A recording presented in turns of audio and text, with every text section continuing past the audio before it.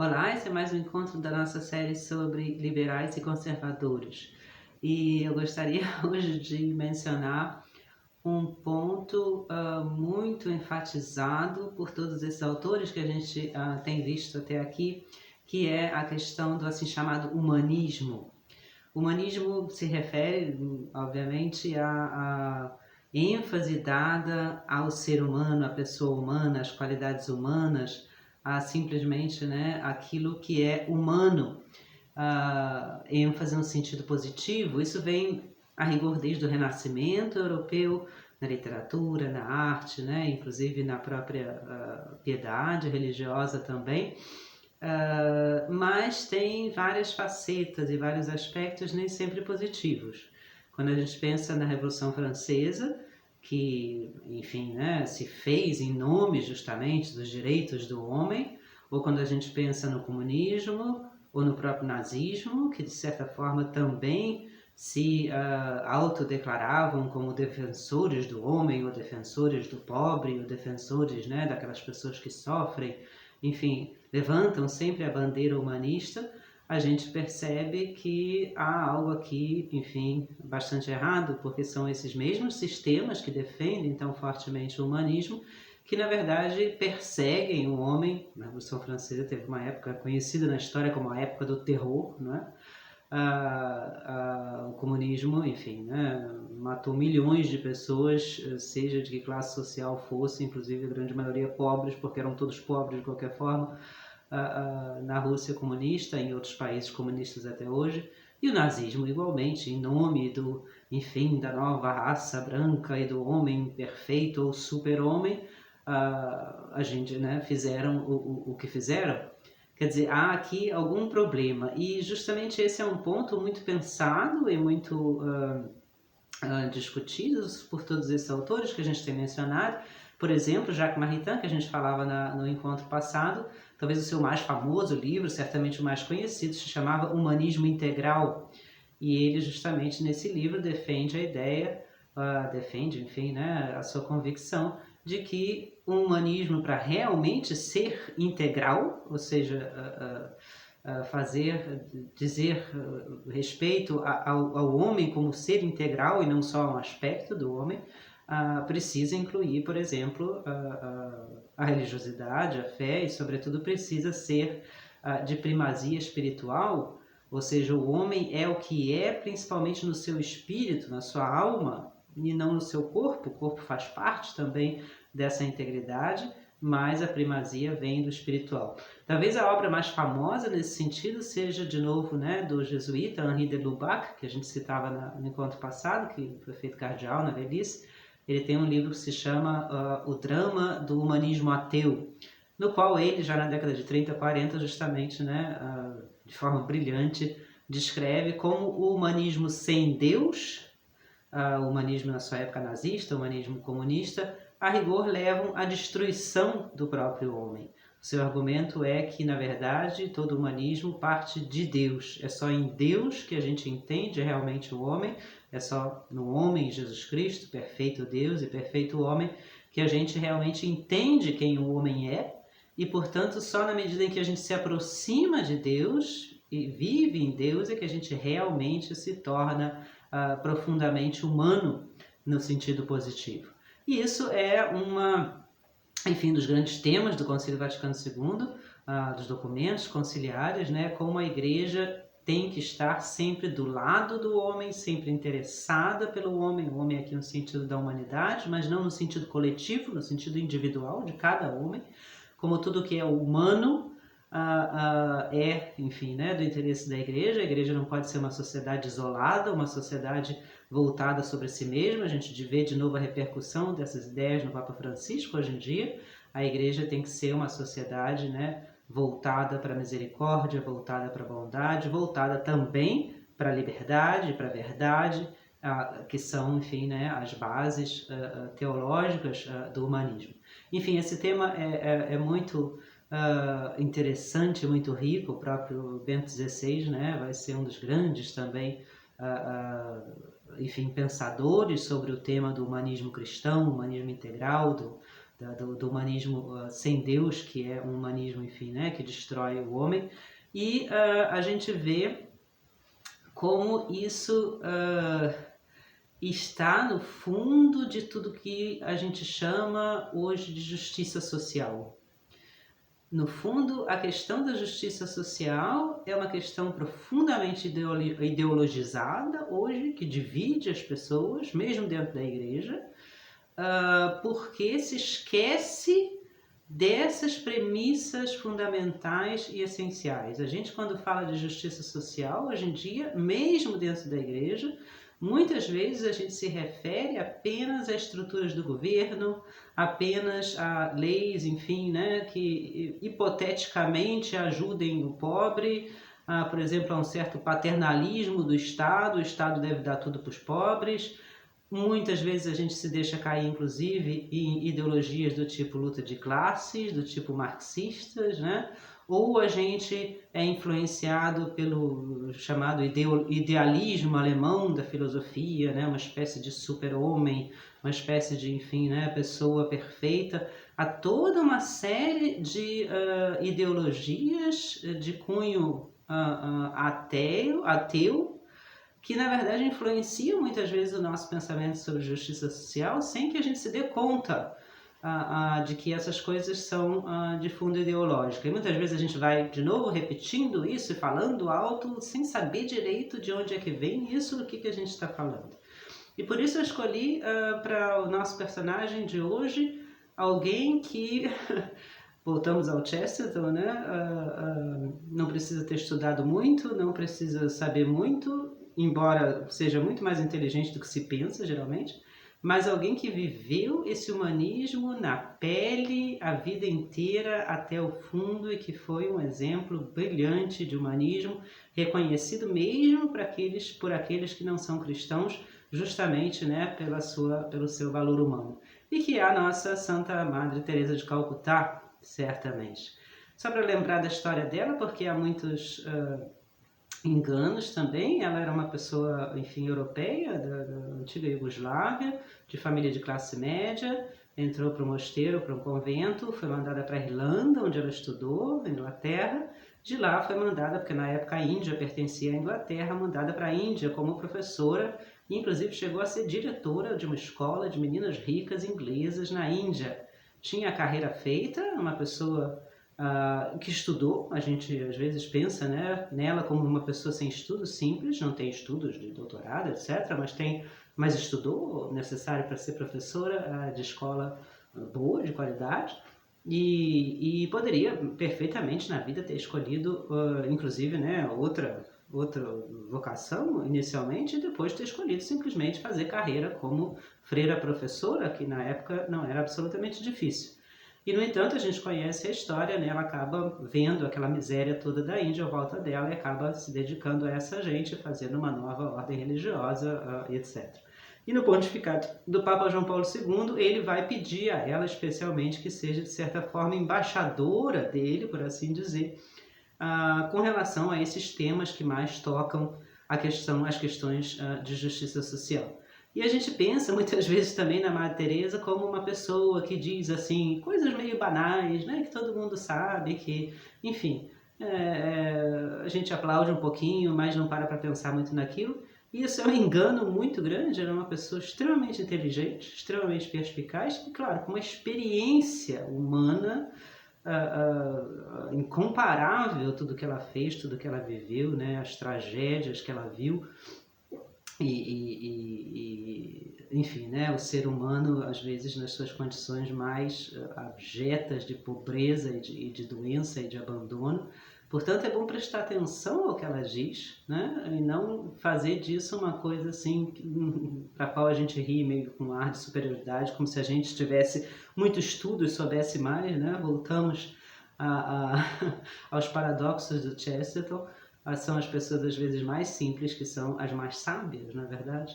E o que ela vai nos ensinar sobre justiça social, nas suas palavras, ela fez muitas conferências, muitas palestras nos Estados Unidos, na Europa, ganhou o prêmio Nobel, etc., né? Mas, sobretudo na sua vida e na sua ação, é essa ideia de que sempre que a justiça social ou seja, né, que o nosso trabalho, a nossa dedicação para formar uma sociedade mais justa no que se refere à pobreza, no que se refere às chances que as pessoas têm de progresso, de estudo, né, no que se refere ao cuidado dos doentes, dos mais fracos, enfim, de todo tipo de pessoas que necessitam de alguma forma a ajuda dos outros. E por outro lado, no que se refere à responsabilidade daqueles que têm mais dinheiro, que têm mais conhecimento, etc. Tudo isso, se for ideologizado, acaba se perdendo. Acaba, no fundo, se voltando contra o próprio homem, acaba dando numa certa injustiça social, que é a ideia justamente, né, que o de Lubac falava lá na década de 30 no seu livro, e outros assim como ele também. A verdadeira justiça social, defendia a Madre Teresa, não vem a rigor de cuidar do pobre, não cuidar do pobre, não vem de fazer mais hospitais ou menos hospitais, não vem do Estado dar mais mantimentos ou não dar mais mantimentos. Isso tudo é consequência e é relativo, às vezes é bom, às vezes não é bom, depende das circunstâncias. Se o Estado dá demais, acaba que as pessoas não trabalham, então isso não necessariamente é bom. O fundamento da justiça social está em como a gente vê a cada pessoa humana. O que é para nós uma pessoa humana? Seja ela quem for, seja ela onde for, seja ela no estado em que estiver. É só quando, isso ela insiste, né, constantemente, a gente vê na pessoa humana e reconhece na pessoa humana uma dignidade que sobrepassa a política, a classe social, o seu nível de instrução, a sua religião, etc, etc, etc. É só quando a gente reconhece em cada pessoa humana alguém que é igual a nós em dignidade, é que a gente então começa a trabalhar pela justiça social. Aí da forma que for, o trabalho dela é um trabalho, por exemplo, né, de acolher essas pessoas que estão realmente completamente abandonadas e vão morrer na rua, porque isso é o sistema, enfim, social religioso da Índia. Não quer dizer que todo mundo que trabalha pela justiça social precisa fazer a mesma coisa. Políticos trabalham pela justiça social fazendo leis que realmente melhorem a condição social do povo, né? Os médicos trabalham de outra forma, uma mãe de família trabalha de outra forma. Mas o essencial de todo esse tema da justiça social é justamente entender o valor intrínseco, inalienável de cada pessoa humana. Agora, como é que a gente pode entender esse valor? De onde é que vem esse valor? Aí o humanismo, né, de origem, vamos dizer assim, ideológica, ateu, vai dar, enfim, explicações que são, a rigor, todas de pé quebrado. A rigor, por que as pessoas têm uma dignidade inalienável? No fundo, no fundo, no fundo, quando você tira Deus da coisa, você não acredita mais nisso. A rigor, as pessoas têm mais dignidade se tem mais estudo, tem mais dignidade se tem mais dinheiro, tem mais dignidade, por exemplo, se são mais inteligentes, tem mais dignidade se, né, produzem mais na vida. No fundo, a gente acaba caindo nessas coisas. E a gente vê isso no mundo de hoje claramente. Isso é toda a propaganda da eutanásia, por exemplo. A dignidade da pessoa vem do fato dela conseguir ter uma vida, enfim, né, saudável e conseguir produzir e conseguir fazer aquilo que ela determina. Se ela já não está mais nessa posição, se ela já está doente, se ela já tem, né, capacidade de fazer as suas próprias decisões, essa vida já não tem mais dignidade. Não é isso que a gente ouve em toda a propaganda da eutanásia, por exemplo, né? Ou um feto, enfim, né, no seio da mãe, não tem dignidade ainda. Faz parte do corpo da mãe. A mãe é que decide o que vai acontecer ou não vai acontecer. Inclusive, pode matar esse feto. Quer dizer, o feto não tem dignidade nenhuma. Ele é simplesmente uma parte do corpo da mãe, um objeto, um órgão, vamos dizer assim. E isso é feito em nome do humanismo. As pessoas que são para o aborto se apresentam como profundamente humanistas, né? Pela mãe, pela dignidade da mulher, etc. Essas coisas existem, obviamente, mas será que realmente essa é a solução mais humanista? Será que a eutanásia é a solução mais humanista? De novo a gente percebe aqui, peraí, tem alguma coisa errada, o Chesterton diria, né? Inclusive ele escreve muitos artigos sobre isso. O bom senso me diz que tem alguma coisa aqui que não está casando, tem alguma coisa aqui que está errada. Como é que em nome do humanismo eu posso ser inumano? No fundo, então, o que ocorre é uma espécie de seleção. Com alguns a gente é humanista, com outros não. Alguns merecem, alguns não merecem. E isso é a teoria, vamos dizer assim, né, ou a realidade mais pragmática do capitalismo selvagem, por exemplo. Né? Quem consegue sobreviver, sobrevive, os outros não adianta muito ajudar, vamos em frente. Né? Tem gente que nasceu pobre, vai morrer pobre, não pode fazer nada por ele. O que é que pode romper essa mentalidade? O que é que pode justamente consertar o defeito que claramente existe nessa teoria? Né?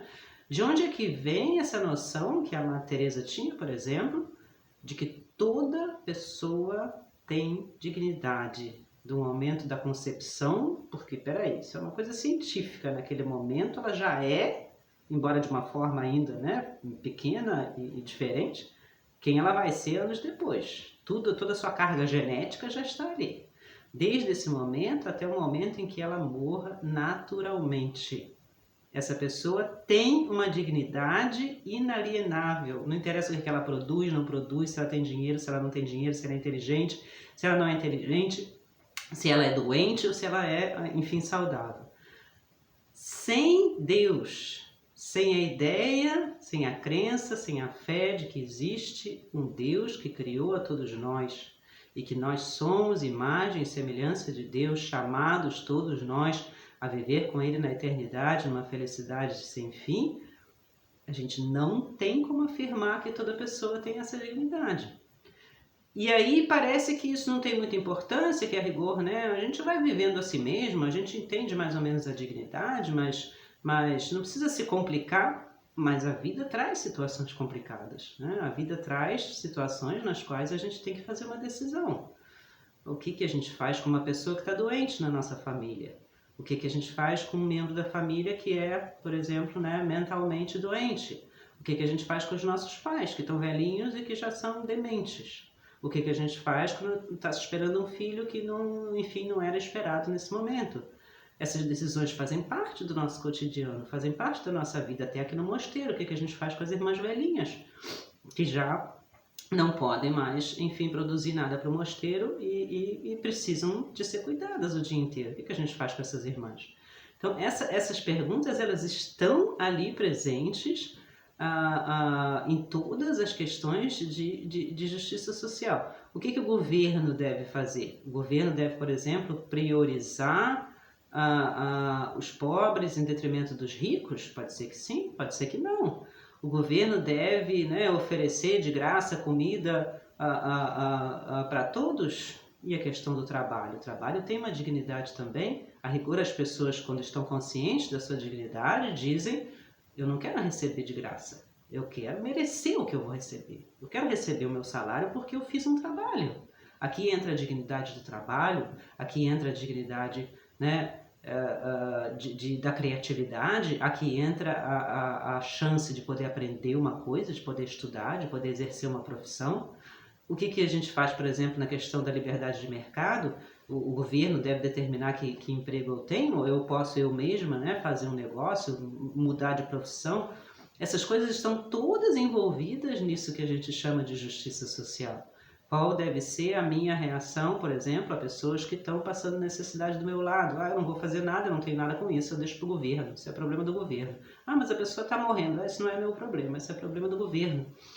Quem disse que o governo tem que se encarregar disso? Quem disse que essa pessoa não é responsabilidade minha? Ou inclusive, né, cada vez existe mais isso, a gente deixa os nossos velhos também por conta do governo. Nos países comunistas era assim, continua sendo assim, nos que ainda existem, né? Todo o cuidado dos órfãos e dos velhos e dos doentes é um problema do governo, não é um problema das famílias. Obviamente a gente pode imaginar o que não são esses orfanatos e esses asilos de velhos, né? O governo primeiro não existe como pessoa, depois não tem interesse nenhum, amoroso nenhum por essas pessoas. Então todos esses problemas voltam à mesma coisa. Quem é para nós o ser humano? Quem é para nós a pessoa humana? Por que, a rigor, que a gente precisa lutar pela justiça social? Se a gente não crê em Deus, se a rigor o mundo é só matéria, qual é o problema de ser injusto socialmente? E embora as pessoas não falem assim claramente, porque é fora de moda falar isso, muita gente pensa assim. Muita gente, a rigor, não dá importância nenhuma para a justiça social. Eu quero fazer minha vida e arranjar a minha carreira e viver com o meu dinheiro. Não estou nem aí para o que os outros estão passando, deixando de passar. Não quero nem parar para pensar muito nisso porque me incomoda. A gente tem essas tentações.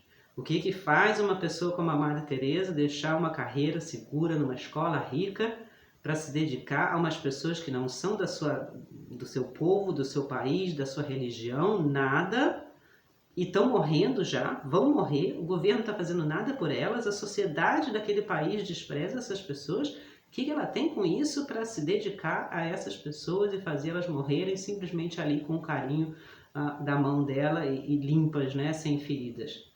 O que está por detrás disso? O que faz uma pessoa fazer isso? Uma vez um repórter perguntou para ela, né?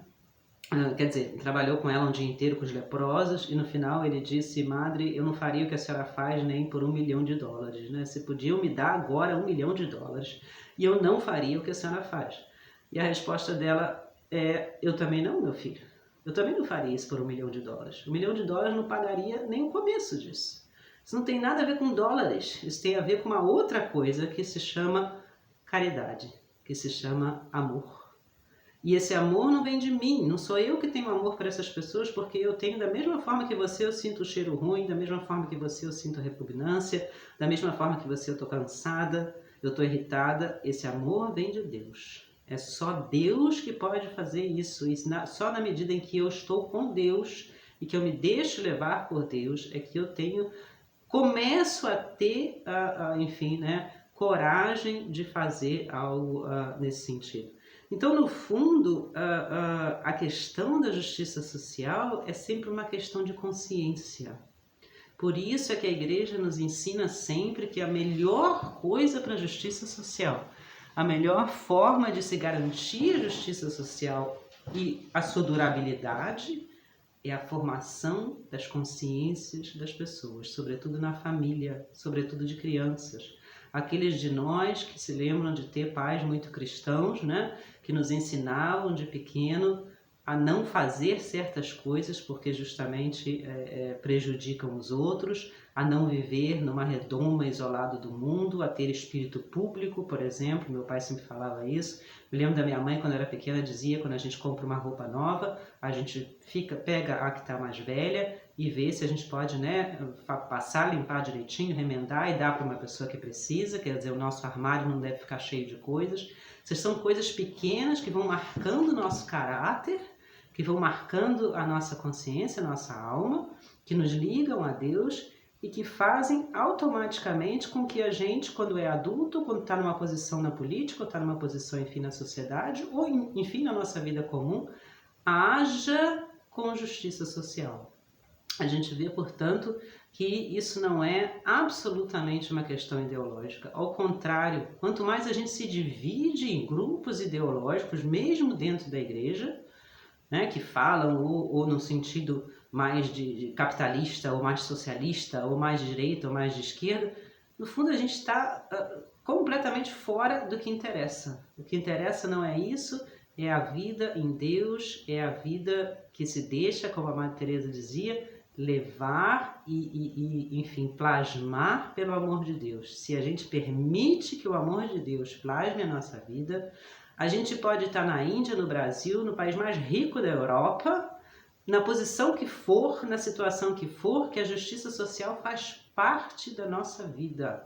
Uma justiça social verdadeira, realmente humanista, e não humanista para uns certos, né, grupos e elites e não para outros. Não humanista no sentido de falar, enfim, né, ideologicamente, senão no sentido de realmente, como diz de novo o nosso Papa Francisco, sujar as mãos, sentir o cheiro ruim, né, do mendigo, olhar nos olhos da pessoa pobre, porque a gente reconhece nele um irmão, um igual. O fato de que ele é pobre e o outro não é, de que ele tem estudo e o outro não tem, não quer dizer nada a rigor. Mas a gente só reconhece isso se a gente der primazia ao espiritual. Se a gente permanecer no material, no fim, a gente pode tentar fazer projetos, estruturas, mas não vai haver justiça social. Justiça social é o que a Madre Teresa fazia. Isso aqui é justiça social. De graça, sem exigir nada. Por quê? Porque o outro é um ser humano, uma pessoa humana, na qual ela reconhece um igual. Ponto. É isso, é que é justiça social. Um grande abraço, até o nosso próximo encontro.